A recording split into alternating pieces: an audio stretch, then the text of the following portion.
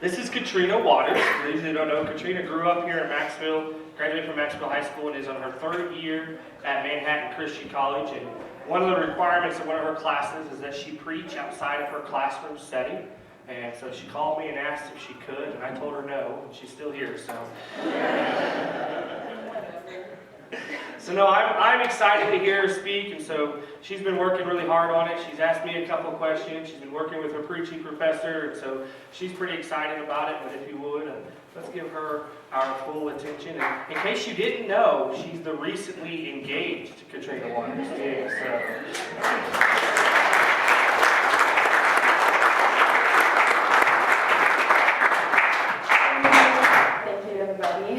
Yes, that was my intro. Took my intro. My name is Katrina. I am at Manhattan Christian College. I am currently pursuing an associate's degree so I can go full-time in K-State studying music education. Will you pray with me before?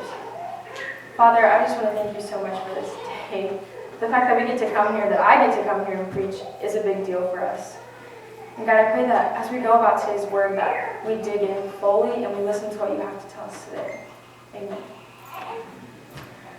I am going to talk a little bit about my summer, but a lot of it about the gospel, because what else is there to talk about? In May, I came here and told everybody I was going to Yellowstone to work at Lake Hotel in the kitchen, and that did not happen. I did go to Yellowstone, but 2 days before I got there, the location manager, mentor for the Yellowstone area, called me and said, "Is your heart set on Lake?" And let me just tell you something, I don't know if you guys know this, but I didn't. That Yellowstone is split into villages. I have no idea. I honestly thought I was going to a hotel in the middle of nowhere in Yellowstone, and I was going to work there. And I said, okay, sure, move me where you need me. I don't know what I'm doing. And so she moved me. And the weird thing was I had a lot of peace about it, which is weird because I'm that type of person that needs to prepare themselves mentally for like a week. But I was fine. And I got moved to Canyon, from a team of 7 to a team of 4, 2 guys, 2 girls. And the 2 boys were already there. I showed up. The girl showed up after me a couple of days. And I was so worried. I didn't even know my team from Lake, but I was so worried that I wasn't going to be able to bond with these people. Because there was this lie that I was too awkward to make friends or something, I don't know. And I got there, and probably 2 days after we'd all gotten together, that had just melted away. Because when I tell you this, I fully believe it. We were the best team in Yellowstone. I fully believe, and I'm not saying anything, but people did tell us that we were a really good team and we were solid. And I believe there's a couple reasons for that, but I really do think we were the dream team. And I never really noticed it at the time, but then after people kind of talked to us about how we were the team that people of other teams wanted to hang out with for rest, that they found restoration in us. A team that we bonded together so tightly that multiple pounds of tears were shed when we said goodbye. I wasn't sure what made us until I read this parable when I was working on my sermon series for this class that I'm in. And it's Matthew 25, 14 through 30 for those that have their Bibles.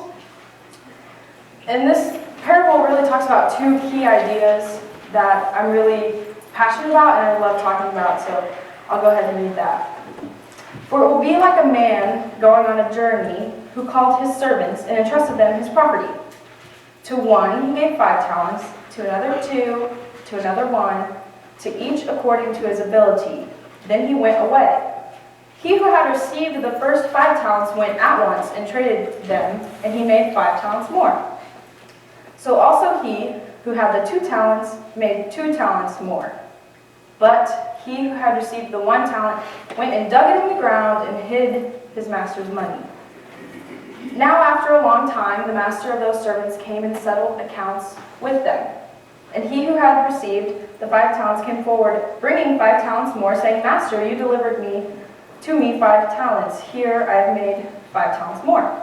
His master said to him, Well done, good and faithful servant. You have been faithful over a little, I will set you over much. enter into the joy of the master. And he also, who had 2 talents, came forward saying, Master, you delivered me 2 talents. Here, I made 2 talents more. And the master said to him, Well done, good and faithful servant. You have been faithful over a little. I'll set you over much. Enter the joy of the master. He also, who had received the 1 talent, came forward saying, Master, I know you're a hard man, reaping where you did not sow and gathering where you scattered no seed. So I was afraid, and I went and hid your talent in the ground. Here, you have what is yours. But the master said to him, You wicked and slothful servant. You knew that I reap where I have not sown and gather where I scattered no seed? Then you ought to have invested my money with the bankers. And at my coming, I should have received what was my own with interest. So take the talent with him and give it to him who had 10 talents. For to everyone who has will more be given, and he will have an abundance. But from the one who has not, even what he has will be taken away. And cast the worthless servant into the outer darkness. In that place there will be weeping and gnashing of teeth. That is such a harsh punishment. He didn't even lose money. He gave him what he got. But why was the master so mad? What made him so mad? And I believe one reason is the lack of urgency. I want to explore this a little bit. What does this mean to you?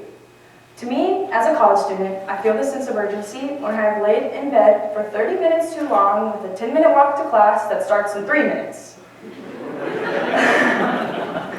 It's amazing how quickly you can get ready when you're actually running throughout your entire house. It's amazing. But this isn't what I'm talking about. This isn't what the parable's talking about. This long-term urgency isn't what we feel when we've laid in bed for too long. The focus instead of being right here, right now, is more often the distance. The college kids here will understand this as syllabus day. We get the list of assignments in August, all due in November, and surprise, guys, it's November, and we have done nothing. However, all analogies fail somewhere, and this is the fail, because we know the end date. We know when this is due, and we will be judged on our work or lack of work. Though we don't know when the master's coming. And if we don't invest in what God has given us, and he comes back, and we haven't invested any, why did I talk about my team at the beginning? Because I love them. And I would talk about them all the time. But also because I think we got this one thing right. We all understood that we were there to pour into the people around us. Whether that meant our coworkers, the other teams and Canyon, whether it meant going and getting coffee, getting ice cream, walking down to Canyon. Sometimes it meant just knowing each other well enough that, hey, you need to take a break. And we would go and worship in our little amphitheater in the middle of the night because that's what we did. We understood that for some people there, we were maybe the first Christians they actually had interacted with. Because a lot of companies like Xanterra hire international workers to fill their jobs, all the while promising them that they get to see America. And they might go home to a place that there is not Christians. And when ACMP, the ministry I was with, first said, hey, you're probably going to be like the only Christians there, I was like, oh, whatever, it's America, there's Christians everywhere. We were really like the 4 there. And we made friends, and some of them kind of, Christians came out of the woodworks, and it was amazing.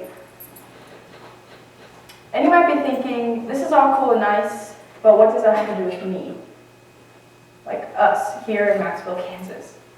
Because obviously I know, because I'm from here and I've lived here my whole life, there aren't hundreds of international people here.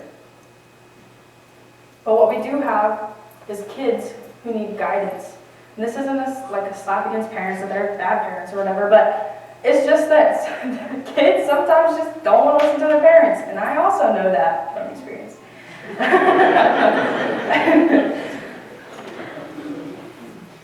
The phrase, it takes a village, I never realized that until like I got out of high school, and I realized how many people poured into me, whether it was teachers or like Jesse or people I met along the way in my life. The urgency that these kids are turning into adults. And sometimes all they need to hear is, you are doing great. Maybe a little slap in the head and go this way, but there has to be an urgency there because kids grow up, kids leave, and then they're on their lives, and we could have done something but we didn't, or we did do something and their lives completely changed. There's movie after movie of a character that is going down a wrong path or like in a bad neighborhood, and one person turns it around and their life is changed. You can probably think of one right away. Being urgent during their time around us and being faithful during the hard times. My second point is lack of faithfulness in our Matthew passage. Another reason that the master was so angry was a lack of faithfulness. And when I think of faithfulness, I think about Charles. Mostly, not because we're engaged, well, because we're engaged, but also because he will tell you, as he told me, my freshman year was really bad at making friends. I honestly thought that I was like, no one's going to want to be my friend. So I just, when I would go into order, where he worked in our school's cafeteria, chicken tenders, fries, and cookie to go, thank you, bye. That's what I would order every single night. And he would always try to talk to me, and I just wouldn't, but he tried. And even when I started dating someone else, he still asked me, how's your day? He would know my order, no cheese on anything because I'm allergic. Like, he knew. And he never gave up on me, even when I rarely ever kept on the conversation with him. And then I started working in the CC, in our cafeteria, and he could have just decided that I was a mean person, that I didn't like talking to people, but he didn't, and he kept pushing. And then eventually went on a date, and now we're here. So, but he could have, the point is, like, he could have just decided that I was not worth it, but he didn't. Because we need to invest into others with faithfulness. Faithfulness that what we say, what we do will actually change them, because if we're working through God, and God is working through us, and we tell someone, it's just a whole thing. This parable, at face value, is all about money. And as a college student, I would love to tell you that this passage is all about donating money to the needy and the poor, because I am both. But it's not that easy. It's not as easy as writing a check and being done, although that does need to happen. Don't think I'm not saying that. It's not as easy, but this idea of the day-to-day stuff is what I'm getting towards.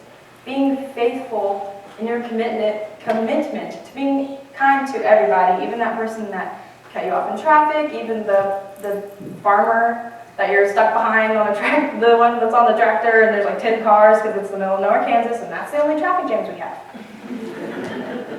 Verse 29 says that everyone who has will be more given, and he will have in abundance. I personally have had this. One person decided that I was worth investing in. She came my second semester, my freshman year, and all I really needed was someone to sit with me in my room and watch Netflix. And we did, on separate laptops, on our own beds, but we were there, and she invested in me. And because she invested in me, I invested in one other person, and then all of a sudden, this year, I have so many friends. But imagine if that one person didn't invest in me. I probably would have dropped out of MCC, honestly. Imagine a community of believers who do this to each other, who invest in and build each other up with what God has given us. We can use what we have for His kingdom, and that means that failure isn't exactly failure anymore. Because what we chalk up as a failure That person doesn't talk to us. That person doesn't come over when I've invited them over for the last 2 weeks to come over for dinner. But that's not a failure. Because God, first of all, time is not a thing for God. Second of all, it takes time. So investing, it doesn't feel so scary anymore because we can't fail. God wants us to invest in those around us with urgency and faithfulness. I think these two things are the most important when discussing our day-to-day life because I believe we've lost it. I've lost it. Mundane life gets in the way of trusting God to use what we consider small little gifts, and we become lazy, the lazy servant with the mentality that, oh, the master's away, oh, I'm just going to go bury his money. And maybe thinking beyond this, what if the servant was thinking, maybe someday I'll invest his money and get a bit back. Maybe in a week or so I'll go, and then the week comes, oh, I'll go in a week, tomorrow. But the master came, and the day came, he showed up, and it was honesty time. There was no messing around. He could not lie about the fact that he did not invest. In college, you can kind of like write a paper and just kind of do what you want, but this, no. This is not what he's talking about. This, you can't get around this. And there will be times where we miss an opportunity. We are human, we make mistakes. But even then, a mistake to invest in the kingdom is a way to enter into someone's life and say, I'm sorry, I saw you were hurting, but I'm here now. But you first have to have the urgency. And any investment is a good investment when considering that we're investing into the kingdom of heaven. I can say that a million times also.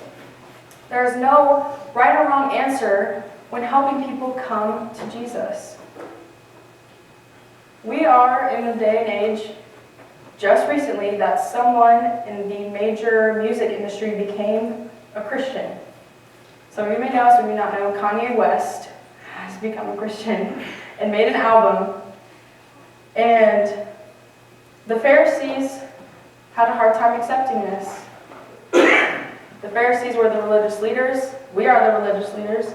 We have a hard time accepting this. But God is ultimately in control of the gifts that we are given. But it is our duty to take it and run. Run towards Jesus, run towards each other, and gathering people as we go. So who is your person? Or maybe a people group? Who are you going to invest in with a sense of urgency and faithfulness? This week, if you don't know who you're supposed to be investing in, who you're supposed to be talking to, pray about it. On the other side, if you don't know what your gift is, pray about it. Mine is hospitality. I love having people over at my house. Mary May and I do dinners once a week. So I try to have dinner with someone that I don't normally talk to or just that I see in class, and I'm like, hey, come over for dinner. I'm making tacos. Despite the pile of homework that I probably should be doing, but I do. The craziness of life, working, all of that. The kingdom of heaven has plenty of room for everybody. And if we aren't investing in others, we are doing something wrong. This week, find that person. Find that gift and go crazy. I promise you, a revival will start. And lives will be changed. And it may not be immediately. It probably won't be immediately. But when I give up to Jesus, and he asks me about my talents, I want him to say, well done, good and faithful servants. Pray with me. Father, I thank you so much that you are a gracious God, that you give us a bountiful of gifts to further your kingdom. I pray that we tap into those this week, that we tap into that thing that makes us click and click with other people. I pray that we can gather together as a body of believers under you and become one. I thank you so much for this opportunity, and I pray that your word sinks in today. Amen.